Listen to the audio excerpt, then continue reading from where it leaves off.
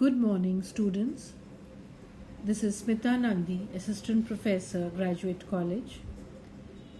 This is the second part of my lecture for students of SEM 3 titled Characteristic Features of Renaissance and Elizabethan English.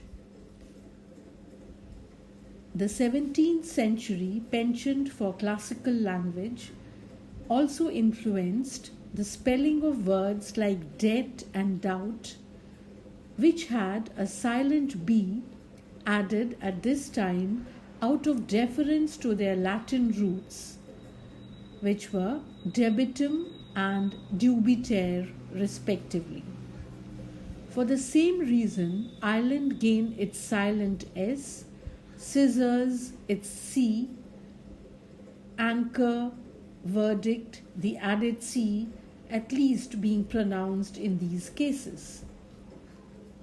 However, this perhaps laudable attempt to bring logic and reason into the apparent chaos of the language has actually had the effect of just adding to the chaos. Its cause was not helped by examples such as P, which was added to the start of ptarmigan, with no etymological justification whatsoever other than the fact that the Greek word for feather, ptera, started with a P. Whichever side of the debate one favors, however, it is fair to say that by the end of the 16th century, English had finally become widely accepted as a language of learning, equal if not superior to the classical languages. Vernacular language, once scorned as suitable for popular literature and little else, and still criticized throughout much of Europe as crude, limited, and immature, had finally become recognized for its inherent qualities.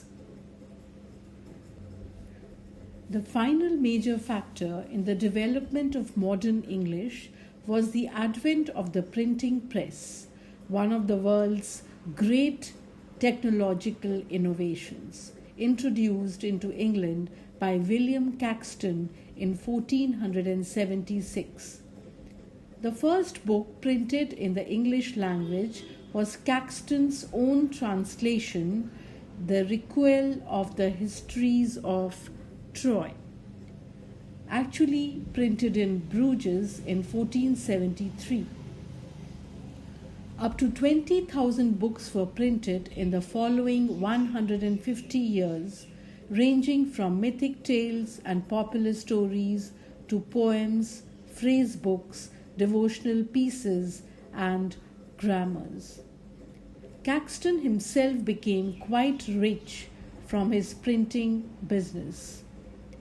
As mass-produced books became cheaper and more commonly available, literacy mushroomed, and soon works in English became even more popular than books in Latin.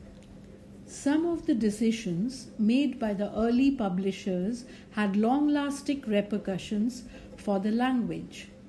One such example is the use of the Northern English they, their, and them in preference to the London equivalents hi, her, and hem, which were more easily confused with singular pronouns like he, her, and him. Caxton himself complained about the difficulties of finding forms which would be understood throughout the country, a difficult task even for simple little words like eggs. A good part of the reason for many of the vagaries and inconsistencies of English spelling has been attributed to the fact that words were fixed on the printed page before any orthographic consensus had emerged among teachers and printers. Printing also directly gave rise to another strange quirk. The word the had been written for centuries as B, using the thorn character of Old English. But as no runic characters were available on the European printing presses, the letter Y was used instead, resulting in the word ye, which should therefore technically still be pronounced as the.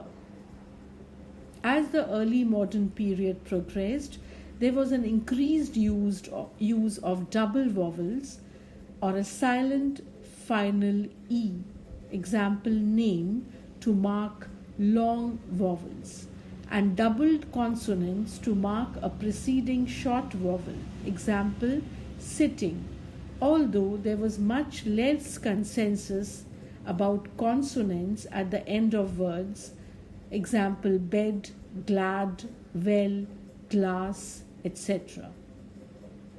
The letters U and V, which had been more or less interchangeable in Middle English, gradually became established as a vowel and a consonant, respectively.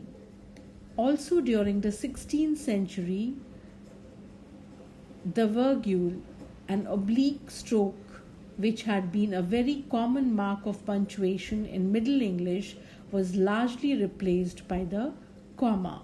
The period or full stop was restricted to the end of sentences. Semicolons began to be used in addition to colons. Quotation marks were used to mark direct speech, and capital letters were used at the start of sentences and for proper names and important nouns. Standardization was well underway by around 1650, but it was a slow and halting process, and names in particular were often rendered in a variety of ways. For example, more than 80 different spellings of Shakespeare's name have been recorded, and he himself spelled it differently in each of his 6 known signatures, including 2 different versions in his own will.